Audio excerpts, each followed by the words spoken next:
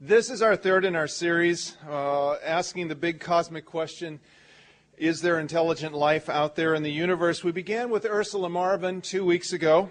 Ursula described our search for life within our own solar system, the possibilities, what we would be looking for, and where we would be going. That was just our first step. It seems plausible that within many of the lifetimes of the people in this room that we will know the answers, whether or not there is life on Europa or possibly Titan or intelligent life back here on this planet Earth. Wes Traub, and every day I doubt that even more.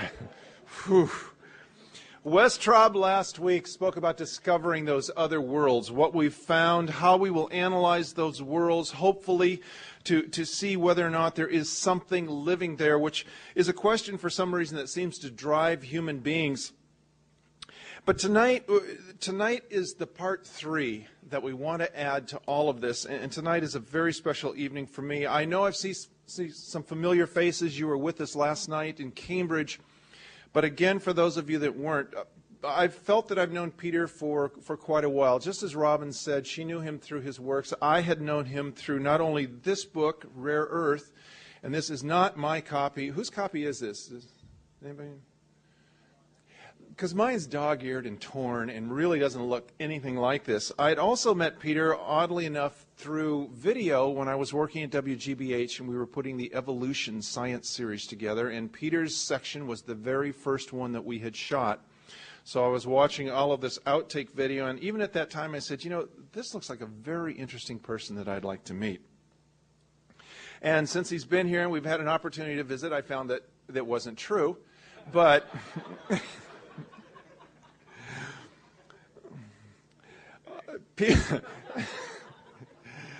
Peter is a paleontologist. He is a professor of geological sciences at the University of Washington in Seattle. We brought him out here specifically for this. He's been looking at the Cretaceous Tertiary period, one of the greatest extinctions that we had on this planet. He's been studying this extinction for the remains left in France and in Spain, so he's been traveling considerably. As I said, he was part of the Evolution 7-part series on TV. He has written other books also, Methuselah's Trail, Living Fossils, and the Great Extinctions. And he has another book coming out, which we'll talk about shortly. But Rare Earth is an odd book. It's an odd book because it's so doggone readable. And the chapters, thank you for making them short, succinct, and to the point, so you can stop at the end and say, wow, I think I should read that chapter just one more time. I heartily recommend, if you want to read one book that puts our planet into a perspective that you may not have thought of, this is it. Pick it up and treat yourself. Now, what it's all about tonight is the fact that we are creatures who ask questions. Are we alone? Is this all there is? When do we eat? Of all the creatures on this planet, we've been blessed in many ways. We have huge imaginations, we have large brains, and opposable thumbs. Early stories of explorers talk about strange lands, strange creatures. When we think about the Odyssey, we can't help think about minotaurs and cyclops and sirens and dragons.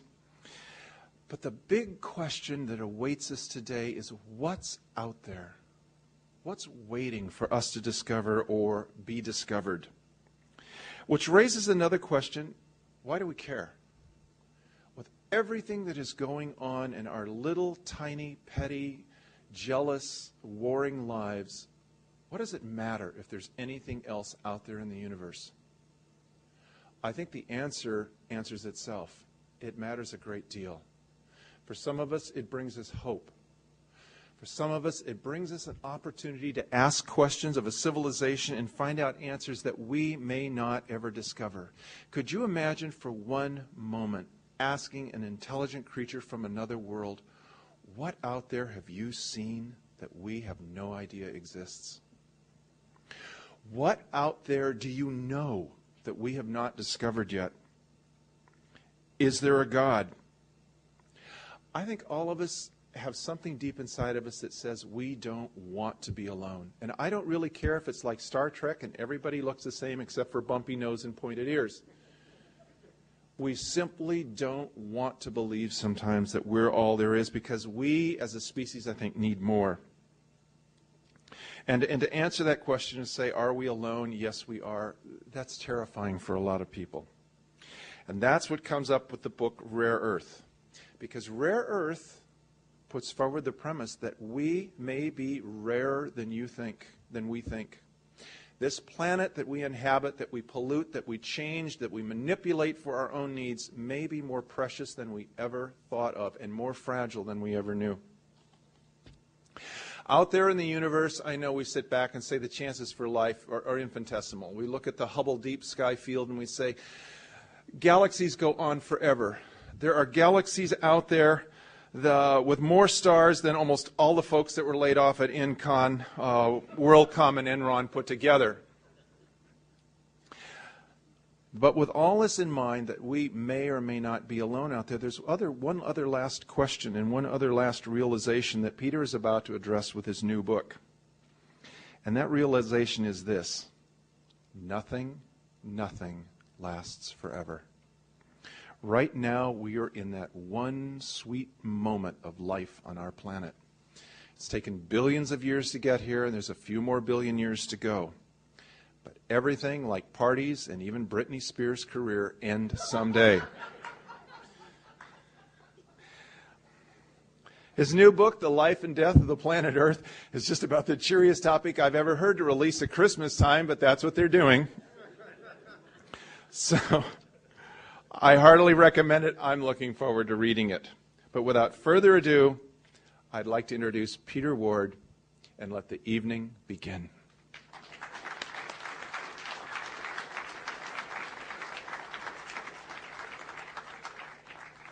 Now I know what a tough act to follow really means. So I got two suggestions. Either, well, I wonder if I can turn this on. Is that on, guys? Either we go downstairs. Did you see that spread down there? And, we could just all file out, single file, go down and hit the wine bar and come up with the goodies. Or we could let David talk for an hour. But since I'm probably not going to get away with either of those, we might as well start.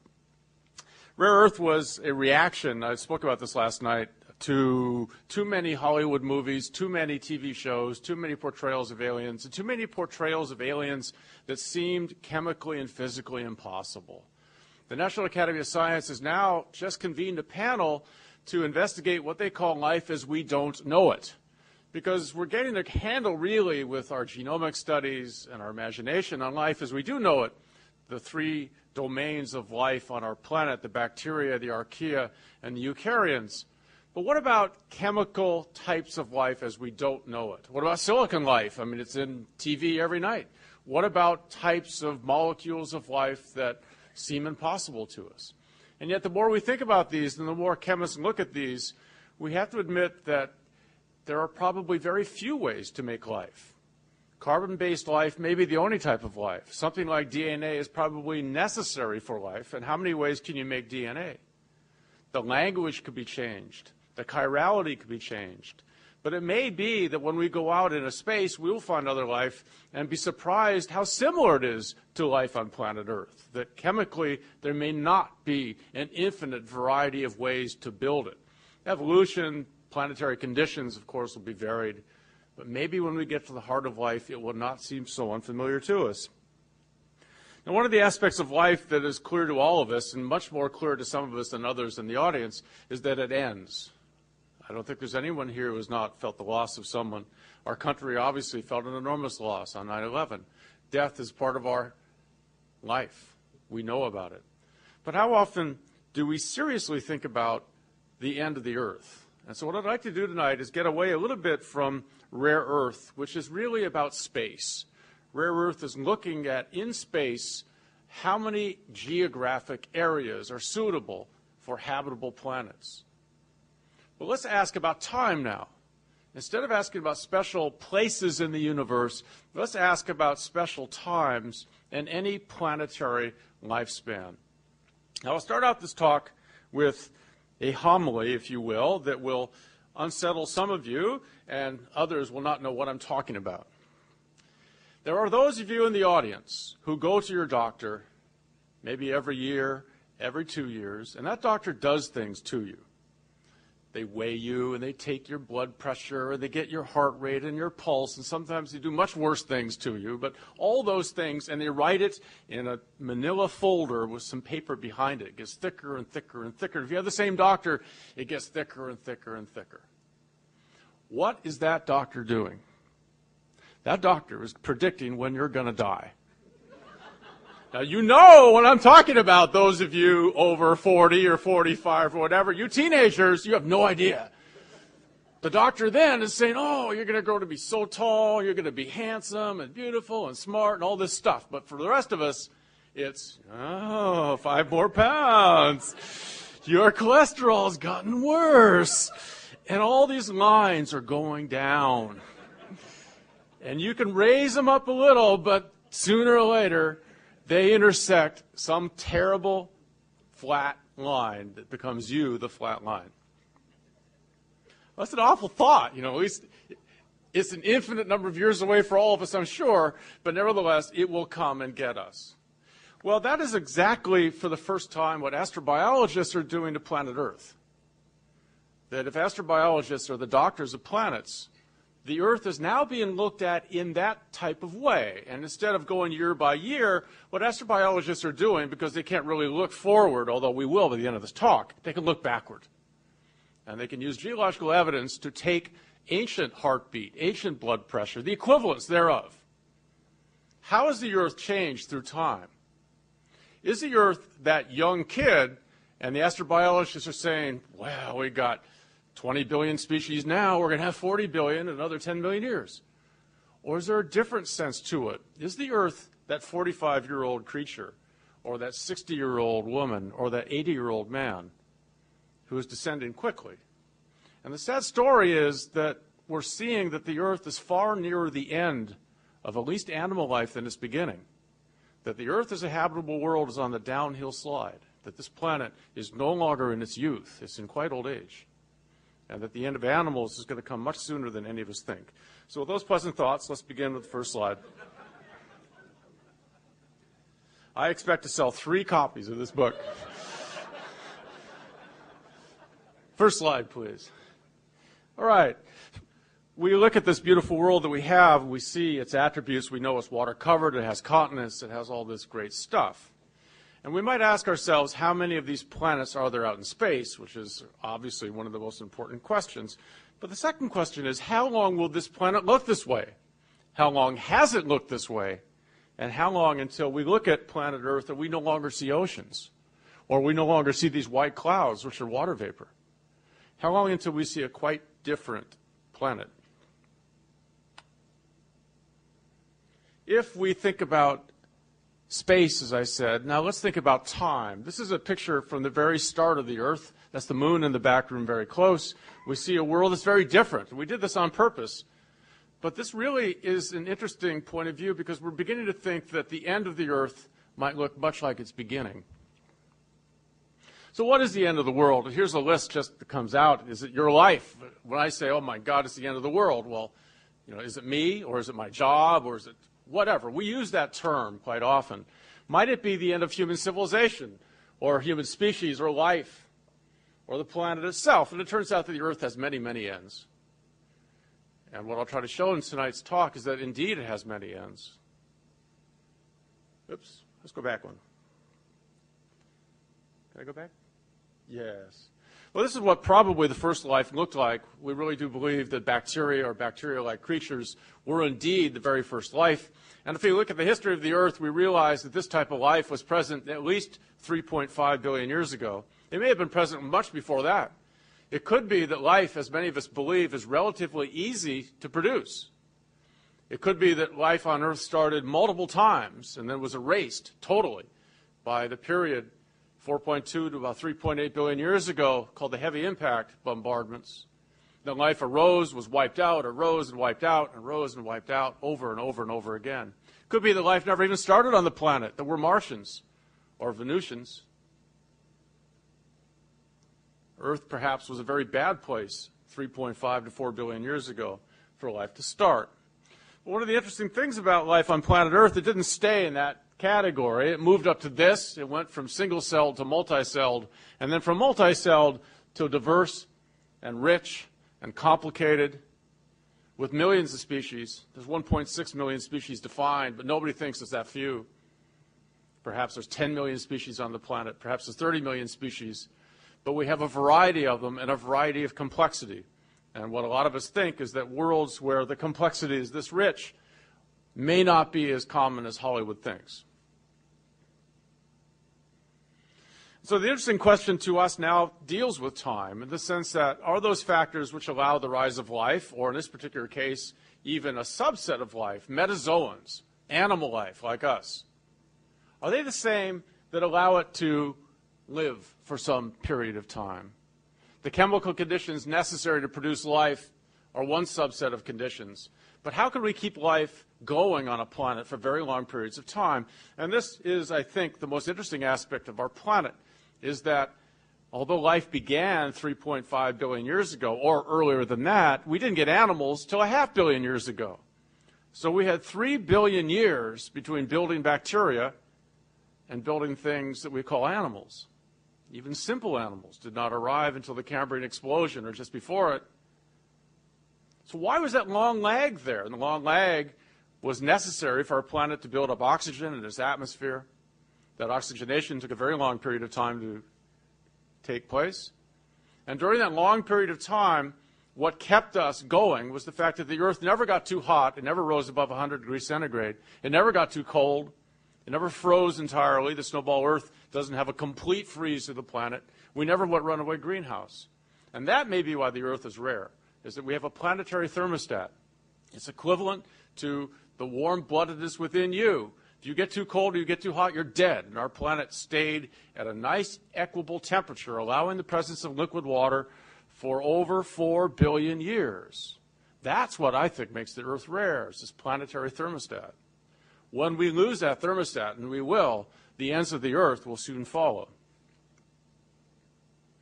Time, geologist time, and I throw this up because you've seen this sort of wrinkle in time. The scale on the right is what we call the Phanerozoic. This is when all fossils are found. But the Phanerozoic is just one tiny slice. Really, the 4.5 billion years of Earth history are just unbelievable in the length, the timing, the years that have gone by until metazoans could arise. So really, if you're looking at an age of a planet, our planet, let's say it's going to live to be 100, it had its animals at about age 80. An old man or an old woman gives birth to animals right near the end. Once animals appear, this is from Jack Sapkowski and his diversity curve, things take off like crazy, diversification increases, and it's nice to see that it seems like we're at a point where we have more and more species through time. But sooner or later, this is going to turn around. And the question is becoming increasingly interesting to many of us is, when will it turn around? When will we stop having diversification and have a reversal of it? Oops. So we really must ask, how will diversity on Earth come to an end? I put this in this talk later, accidentally, but I want to start out with accidentally, because there's really two fates to any of us. Fate number one is, as that doctor looks at us and we get older and older and older, that we live to old age and we finally die off. But fate number two is coming out of the doctor's office, we're hit by a bus and we're squashed flat, and that's it. It's over. And those are the two possibilities. Every one of us in this room realizes no one's immune from that accident. It can happen to any of us. In this room, with the size of this audience, some number of people here will die prior to what the insurance companies say you will. It will happen. And perhaps that's the fate of habitable planets. Two fates. They die of old age or they die accidentally. So let's deal with the second first and see what could cause the diversity on Earth to come to an end. Well, we know that one of these, comet asteroid impact, potentially we know of other supernova, other mass extinction causes, or perhaps we do it. Perhaps with all our nuclear bombs released at the same time, we could cause the ultimate end of life. I think the bacteria still survive, but nevertheless, we could come close. So the causes of mass extinctions that we know of in the past, and I want to talk about these because any mass extinction from the fossil record had the potential to sterilize the planet. It seems that this is the way a planet dies off. A mass extinction was just as bigger than the others. Asteroid impact is the one we know. The possible ones are climate change, change in atmospheric chemistry, supernova again, planetary old age, cessation of plate tectonics, that'll do it, and us, or the rise of any other intelligent civilization. And it could be that this group of causes can be used for any planet. We know from the fossil record, once again looking at Tsiolkovsky's diversity curve, that there have been times when diversity, here shown in the number of marine families plotted against time, from the Cambrian we had this nice rise, a steady state, but a series of crashes, and the most important being shown through here. We'll come back to this one. A rise again, and then another great crash here. This is the mass extinction at the end of the Cretaceous that we know best, and let's talk about it a little bit. We know it best because it's the most sensational, not just for how it happened, but for who it killed, the end of the dinosaurs. Dinosaurs, everybody's favorite iconic creatures, Hollywood's favorites, go out suddenly, we now know. And we know why. In the 1980s, the celebrated paper by Walter Alvarez and his group, through the analysis of rocks shown here in Italy. This is Alessandro Montanari, one of the grad students on the site at the time of the 1980s, looking at these peculiar white beds interbedded between pink limestones. This bed, this last white bed, is the very top of the Cretaceous period. And there's a very thin clay in here that shows an enormous change in its fossil content. Now, these beds don't have dinosaurs. In fact, they were deposited at the bottom of a 3-kilometer ocean. It's so deep, it's so far from shore, the only thing being deposited are these skeletons of single-celled plankton, planktonic foraminifera in this particular case. And that last white bed, if you take a thin section of it and polish it and identify it, has over 50 species of planktonic forams within it. But the next bed above it has one species. And look at the size difference, the morphology difference. Clearly a catastrophe has happened within the plankton of the world. It's very hard to study how quickly dinosaurs go extinct by studying dinosaurs, but it's relatively easy to study mass extinction by examining microfossils, which can be sampled in huge numbers. The statistics favor you. What the Alvarezes found was this. They were looking at trace elements, and they studied iridium in this particular case. They were looking to use iridium as a method of examining how fast the clay between these two beds was deposited, thinking that cosmic dust coming out of the sky would do so at a constant rate. They were going to use an iridium measure to estimate the thickness versus age of this clay layer, and what they found is that it went off scale just in this bed. And this is where Louis Alvarez, the great genius and Nobel Prize winner, suggested to his son that could only be if the Earth were hit by a very, very large impactor, comet or asteroid. From the size of this, they were able to estimate the size of the impactor, 10 kilometers. And they came up with a two-part hypothesis. Number one, we were hit, and number two, the hit caused the mass extinction. And from that, paradigm change within the science of geology and paleontology and astronomy. And for the first time, we had a really good explanation for mass extinction. A hit, environmental change, causes this, the drop-off in species. Well, this is really a visible clue to what's happening. Rockhammer for scale. This is a different one of these KT boundary sites. This one is in Stevens Klint in Denmark. But what we find are white chalk, and within this white chalk, there's lots of fossils, big fossils. They're still marine. And then the white chalk comes to a sudden end, and there's a 1 millimeter thick red layer here. It is from this 1 millimeter thick layer right here that the iridium comes out of. And other curious things, glassy spherules are found here, and shock quartz grains are found here. And then the next succeeding bed is black. And the reason it's black is that all the white shown here is because this sedimentary sea bottom is made up of the skeletons of untold billions of tiny plankton. And the plankton are totally wiped out. And the only thing falling on that seabed are rock particles. Total death to the world. But it's not complete sterilization because, look, it starts getting white again. And we find this whiteness is from new species of plankton, new types of chalk. So this is about 10,000 years of time in through here. And it illustrates to us that we had a normal, happy, everyday Mesozoic world. Crash comes the meteorite. Bits and pieces of Mexico come on a permanent European vacation. And then we have a new world starting. We know now the crater is here. We know the giant impact waves covered much of Texas in through here. You know, it's funny, I was giving this talk in Italy about a month ago. There were 3,000 Italians showed up to hear about the end of the world. I was doing a simultaneous translation. And at the time I said the impact wave at that time would have wiped out George Bush's ranch. And I said, gee, it's almost a shame it wouldn't hit again. I got a standing ovation. And it scared me. I mean, these guys, these Italians, very spooky. The degree of anti-Americanism in Europe now is very spooky.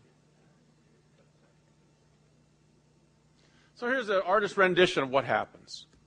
Now, this is not just a theoretical construct. This 10-kilometer object kills off over 50% of species on the planet.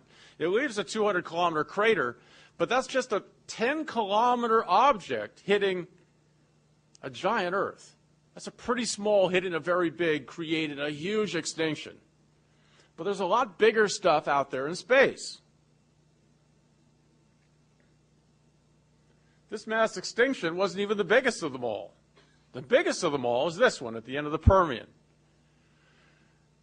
In 1980 to 1990, it was realized if one mass extinction could have been caused by impact, perhaps all the mass extinctions could be caused by impact. And we began to think that the death of planets perhaps could only be caused by gigantic impact, big comets coming in.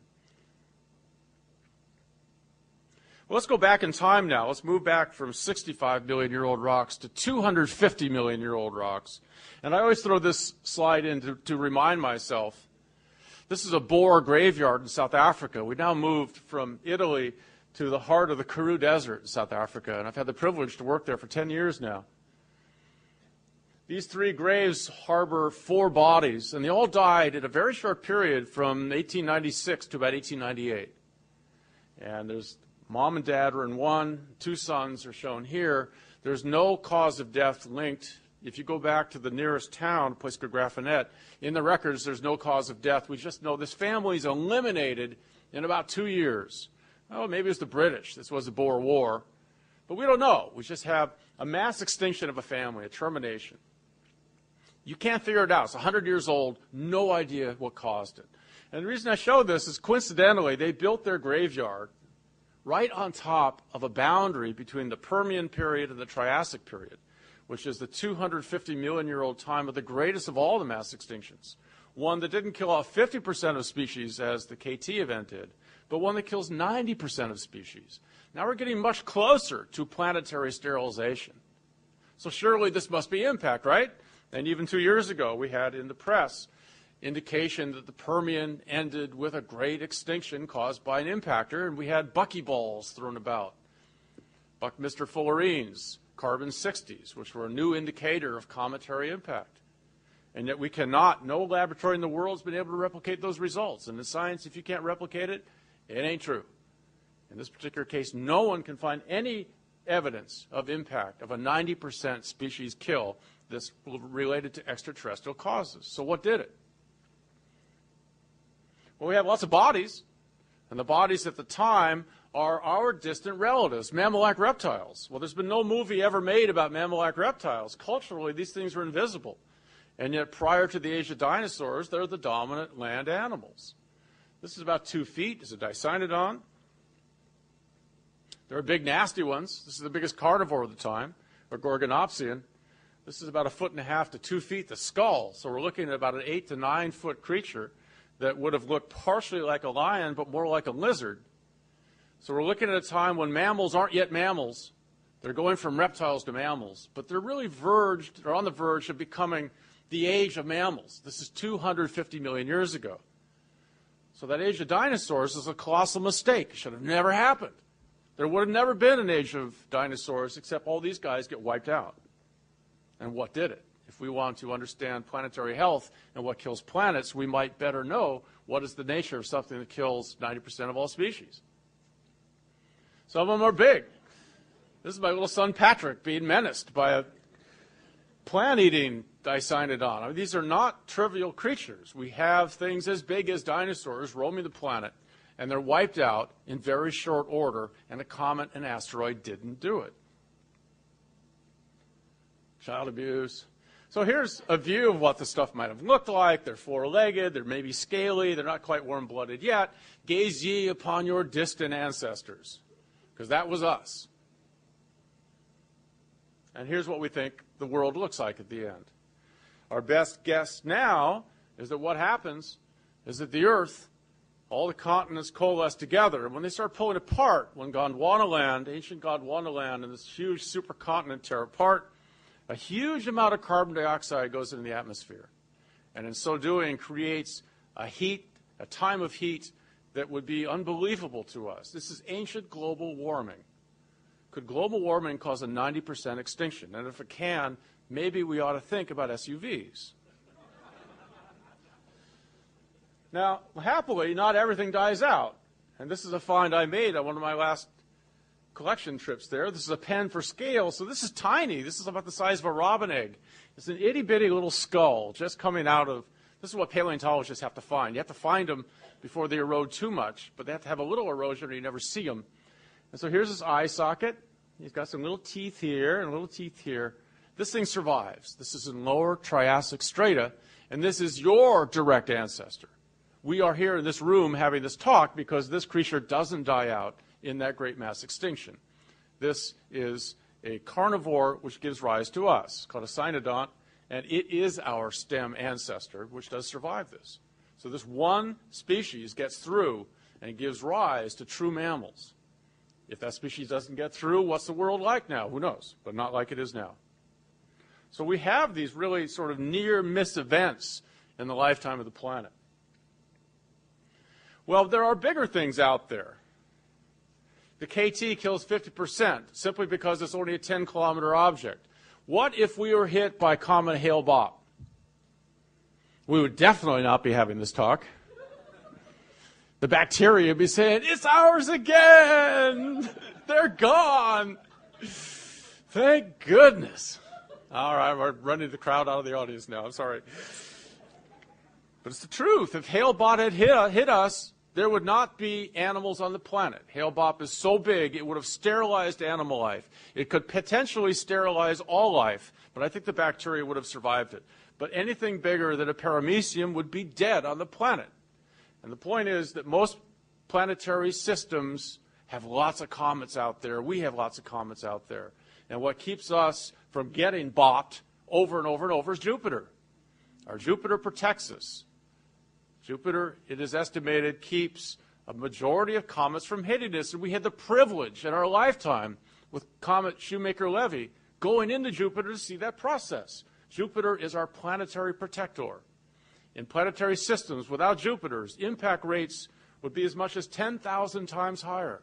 If you remove Jupiter from our system, we get hit 10,000 times more than we are. We don't have this conversation. So there are certain aspects to planetary systems necessary, even in long-lived systems, which I believe ours is. There's other bad stuff out there. Supernova nearby could potentially do it. We used to think the kill radius of a supernova would be 1 light year, and we now know it's 30 light years. A supernova within 30 light years blows off your ozone layer. A planet without ozone is a planet that gets an awful lot of radiation on its surface. Could it sterilize the planet? Probably not. Would it affect the biota? Certainly. We can expect, as we go around a big cosmic merry-go-round, to have 3 to 5 contacts of the 30 light year bubble in 500 million years. In the last 500 million years, then, statistically, 5 times we should have expected to be affected by a passing supernova. What else? Gamma ray bursts. I mean, there's some really nasty, bad animals out there. But the centers of galaxies are much, much worse than the edges, and we are out at an edge. The centers of galaxies, I believe, will not be habitable for very long for any planet. I think the comet impact rate, the radiation rate from bad things happening, the supernova rate being much higher makes the centers of galaxies perhaps uninhabitable for animals, great for bacteria. So let's look at what a doctor can do to look at planet Earth. If the past tells us we've had near misses, and the past also tells us that we could die from accident, let's look at how we might die from old age and how we can predict how that old age might take place. This is a box model in which in my PowerPoint presentation I lost some of the arrows.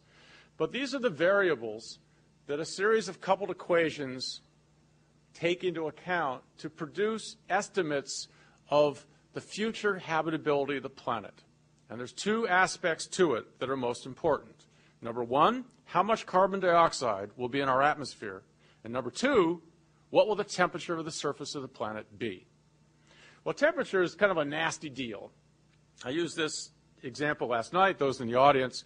If you take a campfire and you put a person outside that campfire, as the fire burns down, you have to get closer and closer and closer during the night or you're going to freeze. Except the sun works in exactly the opposite way. All stars on the main sequence, as you know in this audience, as hydrogen is burned to helium, the luminosity and the energy being put into space increases. Stars get hotter and hotter and hotter through time, but planets don't have any way of moving away from that. And so in all planetary systems that we can think of, stars are cool to begin with and get hotter. Planets, which are originally in nice warm places, get in really hot places. Those that are in cool places get warmer through time. If we want to understand the future of the Earth, we have to factor in this increase in solar luminosity. If we'd like to know how this affects heat and carbon dioxide, we've got to take in a lot of variables. We think about global temperatures, and what are the factors which affect global temperatures? Well, clearly solar luminosity does. Turns out global biological productivity is affected by mean global temperature. How about atmospheric carbon dioxide? Carbon dioxide is a greenhouse gas. The amount of greenhouse gases in your atmosphere are going to affect your global temperature. But they are affected by many things, including, most importantly, the rate of silicate rock weathering. Well, how could that be? Why are we in an ice age now? It used to be because, well, we thought carbon dioxide is getting lower and lower. Well, that's right. But why is it? And the reason it may be is the Himalayas. What? The rise of the Himalayas produce huge amounts of granite to the atmosphere. What happens? They weather. They're silicate rocks. And when they weather, what happens? Carbon is liberated. Calcium is liberated. The calcium combines with carbon dioxide and makes limestones, coral reefs, and it gets cooler. Carbon dioxide has been sucked out of the atmosphere over the last 5 million years in such quantity that it's led to glaciation. We have a thermostat, but the rate of silicate rock weathering is hugely important in that. What relates to that? The rate of continental drift, the rate of spreading, the size of the continents, geothermal heat flow, rate of continental growth. And all of this eventually works back to global biological productivity. So for 10 years, people have now been using these factors, which are just now being understood, to produce equations to predict the future. It's the doctor looking at these data, trying to figure out how long do you have. And here are some of the results, fascinating results that have come out. Let's look first now at productivity. What productivity is the rate at which inorganic carbon is turned into organic carbon. So carbon dioxide is changed through photosynthesis and turned into biological material. And we can do rate estimates of what's that been through time. Here we are in the present day. This is the past. These are several equations looking at the rate at which that's been taking place. Every one of them drops, depending on whose model and which data you use. The most optimistic has this hitting zero 700 million years from now. The most pessimistic has it dropping to zero 400 million years from now. When it hits zero, this means there will be no longer plant life on the planet. It means the biological productivity is stopped. This is the end of the world. 400 million to 700 million based on these models. By averaging all of these, we're seeing some optimistic, some pessimistic. But one of the interesting aspects here it suggests that not only is it dropping, but it has been dropping, probably since the Cambrian explosion. While species diversity has been increasing, biological productivity has probably been decreasing. The Earth is dying. We are dying. Well, everybody in this room is dying. But nevertheless, it's dying in a surprisingly more rapid way than any of us knew. 5 years ago, no one would have thought this. This planet is dying. Let's get off. What affects us, and why is the loss of carbon dioxide so important? It's a consequence of plate tectonics. Why are we losing carbon dioxide? We're losing it because we're building limestones. The limestones themselves become part of the rock record and never get subducted, never get squashed, never get changed back to carbon dioxide. Some does, most doesn't. So over time, we lose carbon dioxide. This is the raw stuff that we build animals and plants from. We're first going to see a change in the types of plants. It's already begun. Those fertile fields we see, all those grasslands, that's a really recent invention. It's a type of plant called a C4 plant. It's a type of photosynthesis that thrives only in low carbon dioxide conditions. For the last 10 million years, carbon dioxide has been dropping so radically that evolution has already taken account in building new types of plants. We're going to lose the forests. We're going to go from a forested planet to a grassy planet to a plantless planet. Loss of all plants happens when you hit 10 ppm. And when you do that, radical things happen. How long does it take to lose all oxygen on the planet when you lose your plants? Well, we modeled that too. David Catling at the University of Washington was presented this 6 months ago. And his result is that within 20 million years, all oxygen disappears. Well, how could that be? Well, it is because volcanoes keep spewing out reductants into the atmosphere, and the oxygen binds with those. So 20 million years after we lose the last plant, it's over. That's it. Animals die out totally. So let's look at number 2. This is so grim. Let's look at temperature. And these are temperature graphs from the same type of model. Here we are in the present day. And look, we've been having this beautiful long-term steady state temperature. That's the thermostat, the planetary thermostat, which makes the Earth so rare. My point in rare Earth is that unless you find plate tectonics on a planet, kiss it goodbye for a biological abode. And plate tectonics might be the rarest thing in the universe. But look what happens even to the plate tectonics a billion years from now. Every one of our graphs suggests the temperature goes off scale. As it goes off scale, it starts killing things. These are the heat limits for life as we know it now. Modern day life in temperature centigrade, the kill points for these. You notice the protozoa, algae, fungi, bacteria do much better than animals. We don't do well above 50 degrees centigrade. Maybe evolution can make animals that can, and certainly will, survive at higher and higher temperatures, but there become limits at which life no longer exists. Now, one of the real curious aspects is when we began doing the physics of enlarging or heating planets is that at 70 degrees centigrade, an awful thing happens. You lose your oceans. And the oceans on the planet don't boil away. We don't have to get to 100 degrees, but in the upper atmosphere, they start dissociating. Water breaks down. And the hydrogen goes off into space. And the oxygen comes back down in almost unusable form. And we start finding complete loss of the biosphere at this particular point. So lethal temperatures for complex life, loss of the oceans through here, our coupled equations suggest this takes place perhaps a billion years from now. So all in all, the end of the age of animals is going to take place when the plants, we can survive in a plant-free world, but for a very short time, because we can't survive in an oxygen-free world. The high temperatures, sufficient to kill animals, greater than 50 degrees C. We can expect rapid morphological and physiological adaptations, yes, many new and short-lived species, and then it's over.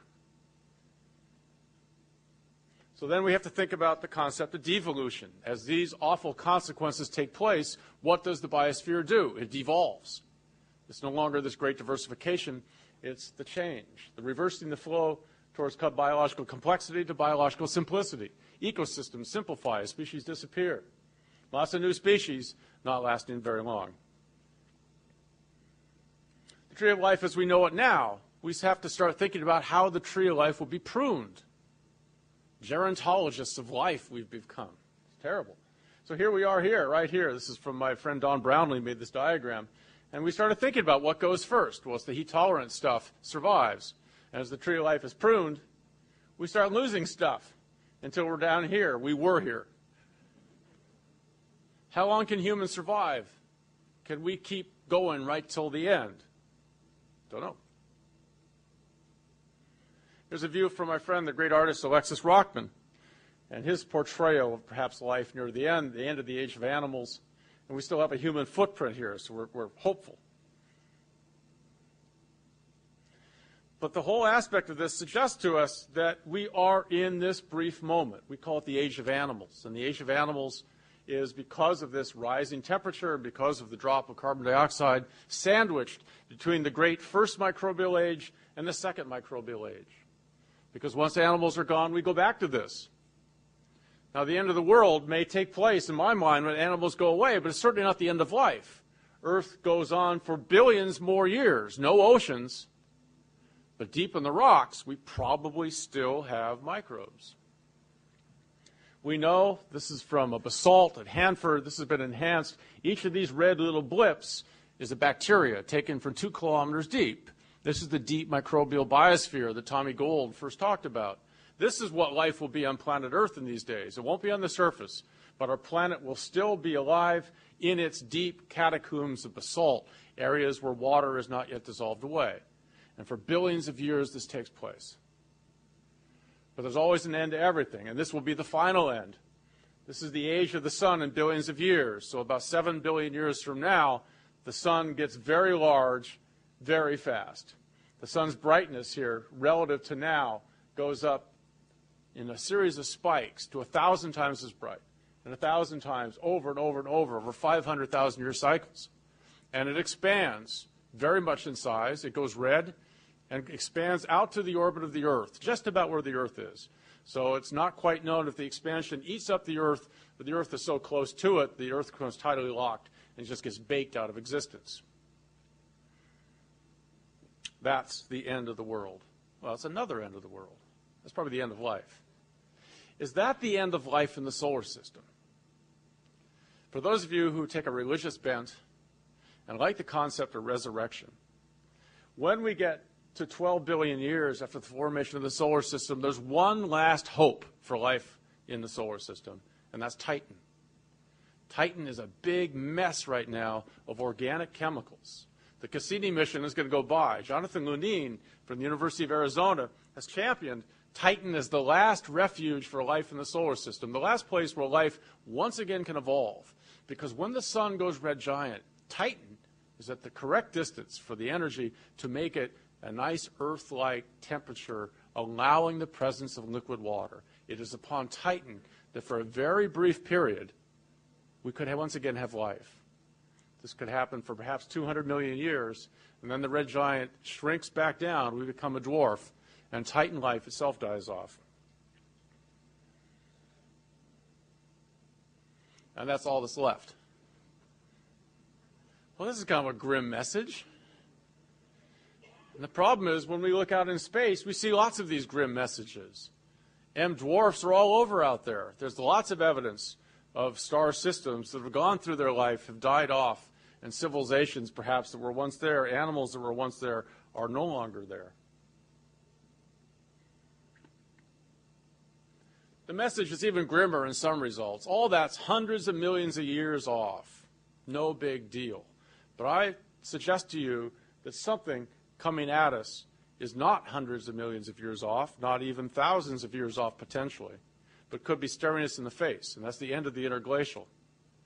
The interglacial is the time between glaciations on planet Earth. In the Pleistocene, the last 2.5 million years, we've had on average 90,000 years of ice, 10,000 years of warm. We've just finished 10,000 years of warm. Given everything else that we know, we should expect very soon to have ice. The transition from warm to ice can take as little as 20 years, according to the Ice Core record. 20 years we could go from interglacial to glacial. Now, I guarantee you, you don't want a glacial interval. The first thing is there's so much dust in the air you can't use jet engines. So we have to take propeller planes everywhere. Well, that alone is enough not to have another ice age. I once took a Pan Am Clipper from Seattle to Hawaii in 1956, and it took 13 hours. And my mother was certifiably insane after 13 hours with a kid in an airplane. You don't want to go back then. But the second thing is, when ice happens, what happens to our ability to feed ourselves? Bill Calvin has talked about changing the great climate flip-flops. What happens when we go from interglacial to glacial to Europe? Because Europe is anomalously warm because of a thermal current going up the coast. The first thing to go is that current. And 700 million Europeans who can now feed themselves all of a sudden can't. And then we have 700 million heavily armed, cranky Europeans, all nuclear armed, who have to go somewhere. And where are they going to go? Well, they're going to go south. Everybody's going to go south. All of humanity has to go south or north and get squashed into the equatorial regions. The end of the interglacial may be not the end of humanity, but could spell the end of civilization as we know it, because of the chaos and the rapidity over which it could take place. And I will be the first to get fired by suggesting that global warming is a very good thing. Unless, of course, it creates the end of the interglacial, which we don't know if that's the case or not. Well, barring that catastrophe, then we wait hundreds of millions of years, and we get the end of plant life, animals, loss of the oceans, end of all life, and the enlarging sun. So that's our fate, at least as we can predict it. Well, that's a long time away, a lot of that stuff. It suggests to us, this horrible, grim message, that we're living in a pretty wonderful moment, not just in the 100-million-year context, but in the 1,000 and century context, that this moment in time is a very brief one. And already we're seeing the changes that our species has produced. Here is a Norway rat, now introduced to Hawaii, being introduced to a soon-to-be extinct flightless rail. And we certainly know what happened when Europeans made it to North America with the Clovis tip points and the disappearance of these.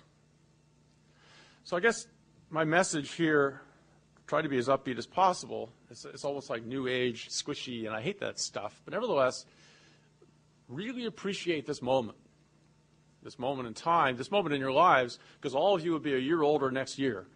And it's probably better now than then. Unless, of course, you're 14, it'll be better then than now.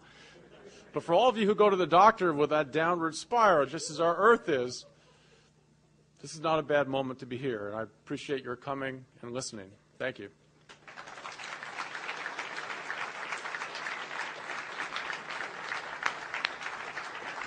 Thank you, Peter.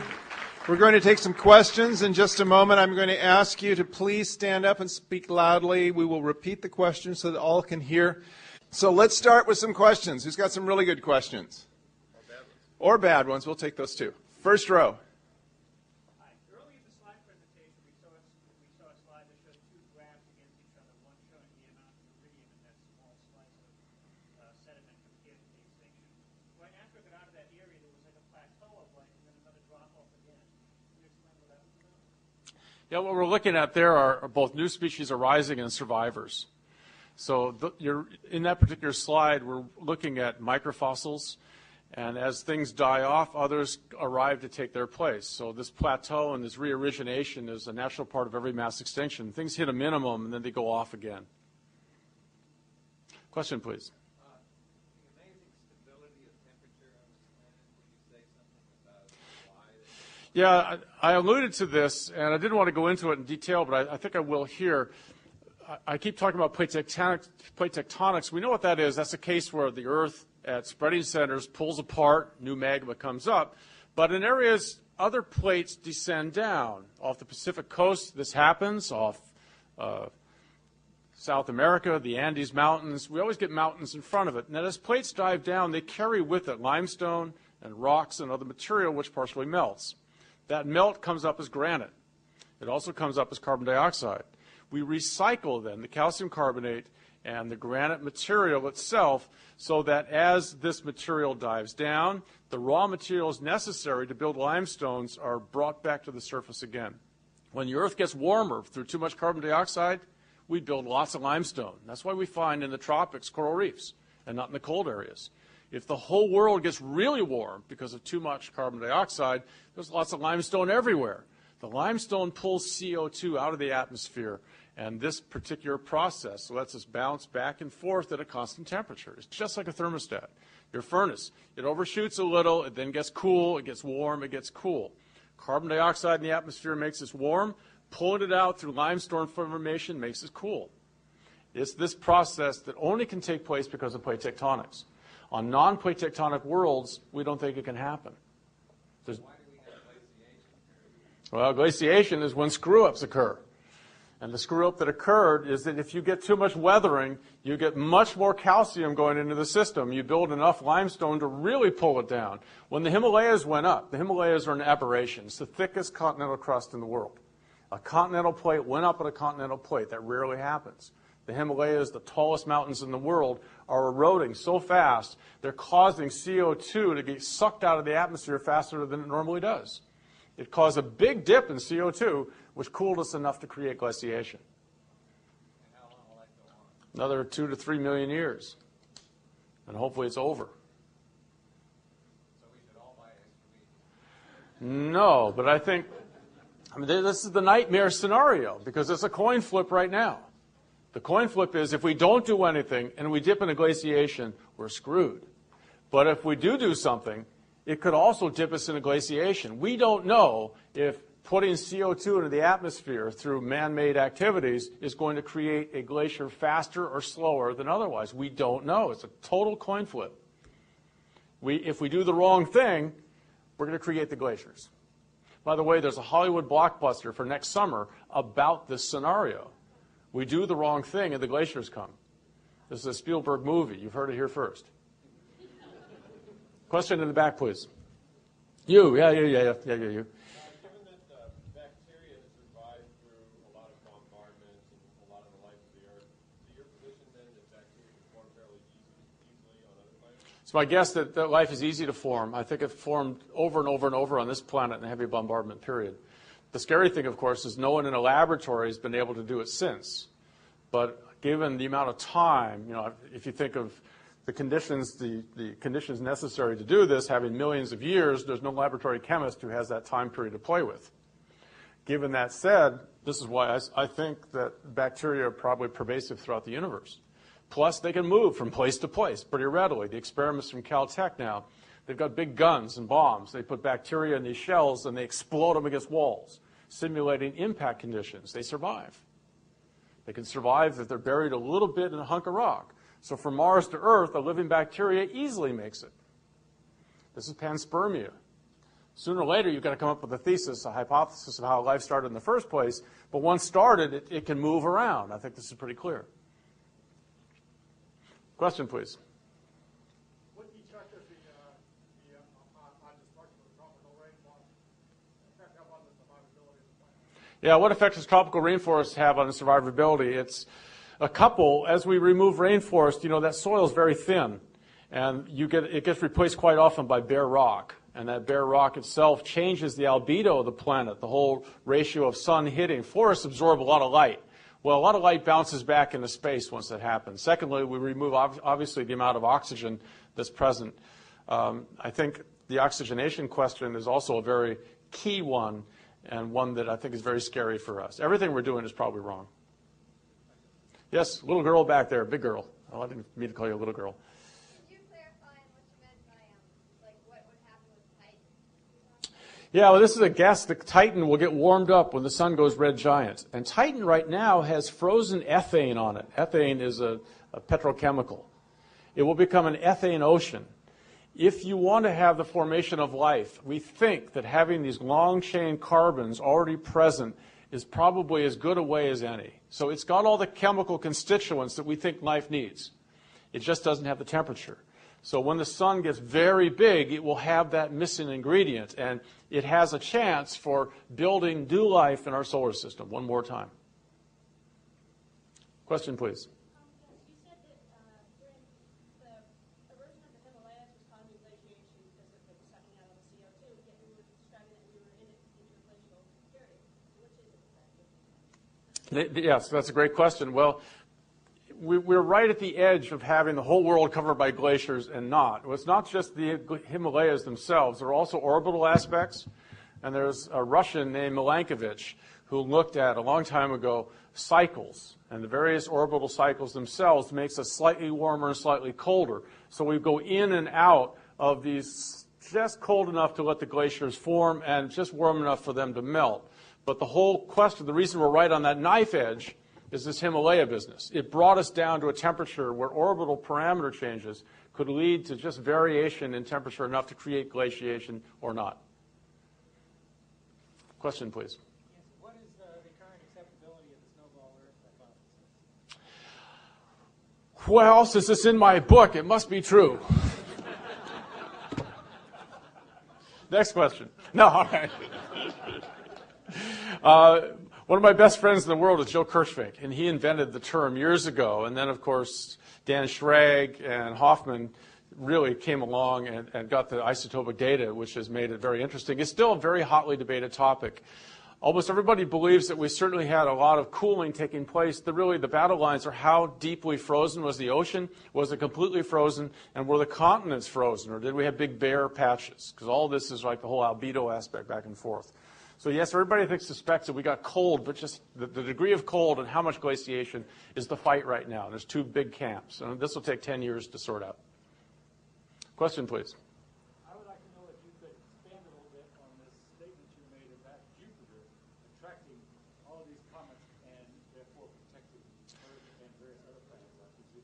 Yes, this was... as we discover more and more extrasolar planets, we're recognizing two types of Jupiters, because the Jupiter is the most common planet we can find. Well, because of the technique, it's what we do find. We need to see a wobble. Only big planets can make that wobble. But there's good Jupiters and bad Jupiters. Every Jupiter we've seen out there so far, except I think the most recent, is a bad Jupiter. And a bad Jupiter is one that's either very close to its star or one that's in a highly elliptical orbit. If you're in an elliptical orbit, you're gravitational, because Jupiter is really the big bully of the solar system, gravitationally. It causes the inner, harder, rocky planets to get pushed into the sun or ejected out into space. This is why we think every extrasolar system we've seen, barring the last two, would have no Earth-like planets that would be habitable, because their Jupiters are all bad Jupiters that have destroyed any habitable planet that was there. That said, Jupiter does two things for us. Early in solar system formation, it brought water to us. The Earth should not have water. We're inside the snow line. We should be a hard, rocky planet with no water, almost no carbon. Comets brought us our oceans, is the most latest thought. And it was Jupiter, through gravitational perturbation, who brought them in early in solar system history. But as that rain of big comets diminished, Jupiter then starts still pulling them in and then sucking them into itself. So Jupiter is keeping us from these KT impacts.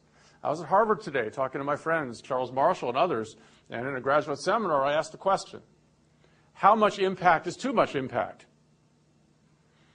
How many impacts of a KT size does it take repeatedly to cause an ecosystem to drop to zero? Because a KT impact, a 10-kilometer body hitting, can't sterilize a world. But what if it happens every million years? And the analogy is, if you catch a cold, you, sir, a really bad cold. I mean, it's a bad, nasty cold, right? Next week, you're just getting over it and you catch it again. And the week after that. And every Sunday, you come down with a horrible cold and it goes away Saturday night and you're better late Saturday night. And Sunday comes and there it is again. How long till you're dead? Because it will kill you.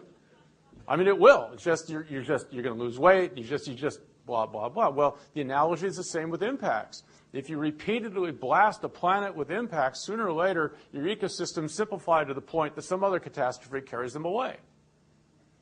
But we don't know. I mean, this is a theoretical question. These are really interesting astrobiological questions which are just now being asked. So I was asking them to create a mathematical model where we could explore this. So the heads are scratching. Tomorrow I'm going back and giving a seminar there. We're going to scratch our heads further. You are so lucky to live in Boston. The intellectual resources of this place are superb. I mean, this is an amazing place. This audience. I appreciate an audience like this. Let's take 3 more questions. Are we going into space? I'm in space. If I don't get a drink, I'll really be in space here soon. Space cities. Are we going to have space cities? One question, please. Let me rephrase this question because I think it's really pertinent, if I may. Will we humans survive and for how long? And will we get out? Can we get out of a dying system? I mean, that's the point now. We know it's dying. If we can go somewhere else, we can live longer. And that becomes the engineering question. How many stars of the nearest 100 stars are going to have Earth-like planets? There's the astronomical question. And that's why building the terrestrial planet finder is imperative. We've got to start imaging where we're going to go to. There's no reason our species cannot last 1 billion years. We know of brachiopods that have lasted 500 million years. There's no genetic reason that we can't become living fossils and just go on and on and on and on and on. If we play our cards right, we can get through these crises.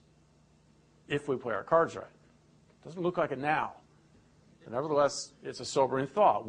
Theoretically, we can do it. Will we do it? I don't know. Here's a little question for this little guy.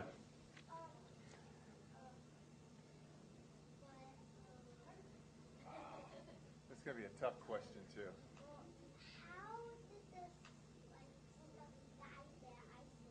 How does stuff die in the Ice Age? How about that thing right there?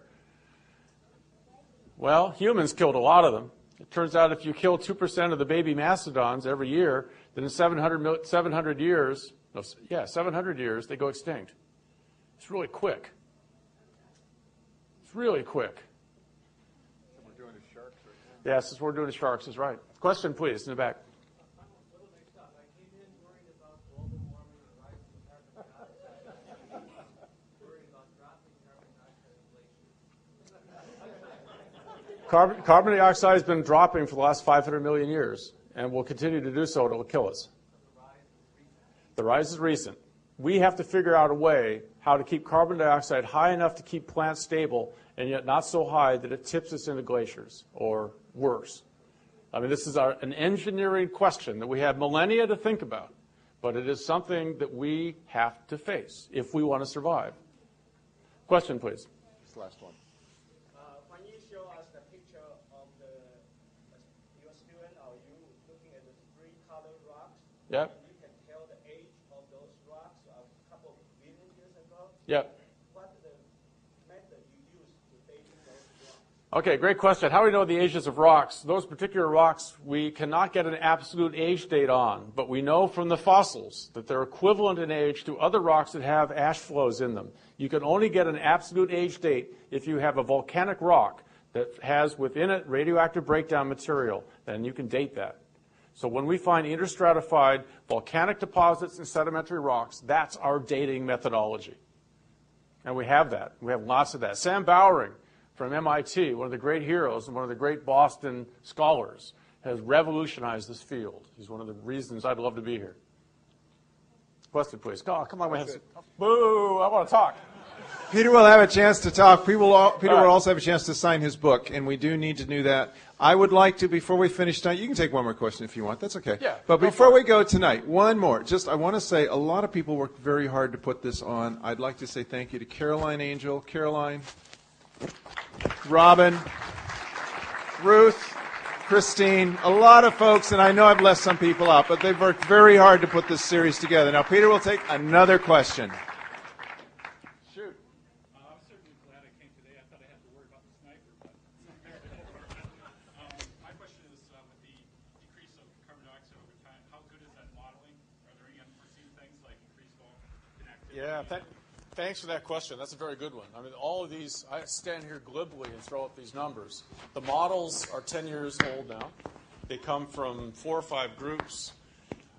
It's, in a sense, in its infancy, but... Oh, I'm sorry. The models themselves come from several groups, one group in Penn State, one group in Berlin, and there's a third group. Lovelock, the Gaia person, was the first person to come up with these coupled models. And so the mathematics every year get better. It's a burgeoning scientific field. And this is why there's multiple estimates. I try to be honest and show you how much uncertainty there is. But nevertheless, every answer is converging now within interesting limits. The 10 years of work in this field is showing us that we may not be able to tell you exactly when it's going to happen, but we can tell you it's going to happen. And we didn't even know that 10 years ago. We had no idea what the end of the world would really be. So what we've tried to do, we're going to put a book out on this. What we've tried to do is just wake up. species, you are made of individuals who won't last for a long time, but you as a species could. And this is what's facing you. And whether that message is worth saying, I don't know. But, I mean, that's not for me to decide. That's always worked with governments. Sure. Yeah. We have another question? He's on a roll. Yes, please. I heard a speaker here maybe 10 or 15 years ago saying that the mini ice ages in Europe Yeah, 1500, I think. that those were connected with low sunspot activity, and that you can watch the sunspot activity and predict variations in temperature here on the Earth. Is that a big factor? No, but it just shows what a knife edge we're at right now, tipping between interglacial and glacial. And it's just obviously a little bit more sun energy coming out puts us a little bit warmer. But if you have a reduction in energy, it gets a little bit cooler. Well, the reason global warming could tip us into ice age is global warming could increase rainfall, which turns into snow, which falls in the northern latitudes. More snowfall, albedo changes, it reflects sun off it. And as this happens, we just get a little cooler. So this is why global warming may tip us into an ice age. Yeah, well, there's a feedback system in the sense that once you're cold, you produce more cold because snow makes more snow, albedo keeps reducing, and the only thing that pulls you out of it are volcanoes spewing CO2 into the atmosphere. That's what pulls you out. Well, with the sun getting bigger and bigger and bigger, I mean, the age of ice ages is going to come to a halt here within, say, 50 million years. The sun is getting more energetic, so that's not the problem. The problem is other stuff.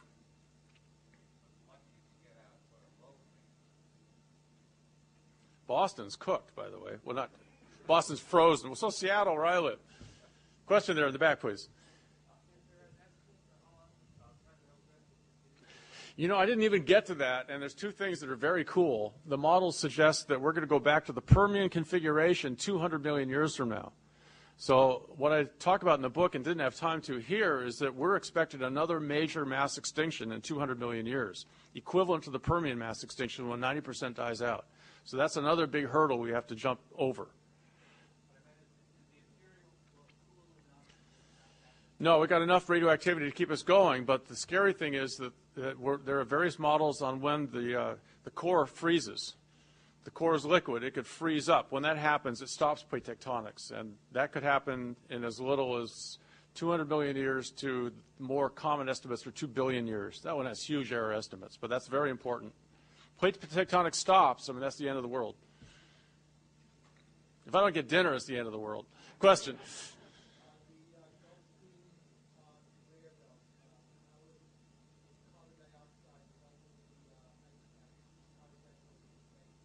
Well, that's the question about Europe again. It's that particular feedback system. If that, it's a density current. If that density current changes and Europe is no longer warmed, then we go into ice age and Europe freezes. I mean, Europe, look at Canada. Canada is the same latitude as Europe is. Europe has beautiful wines. Canada has Concord grape. It's a whole different ballgame. Canada supports 25 million people. Europe, 700 million people. They're really different regimes. Question in the back, please.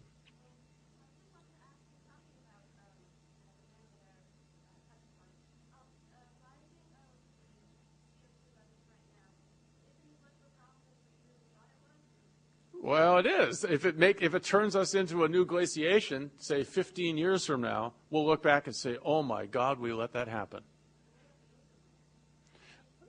Well, the ozone, just the disappearance of the ozone, the hole in the ozone, this in itself, it kills plankton beneath it. The holes themselves let enough radiation through that you reduce plankton. Plankton makes oxygen. That's a bad thing. So that too is a problem, but that's coming under control. I think the ozone hole has been shrinking, the last report I saw. So at least our worry about fluorocarbons has done something. But the SUV quotient of the United States is doing nothing. You know, great going, Bush. I didn't vote for him.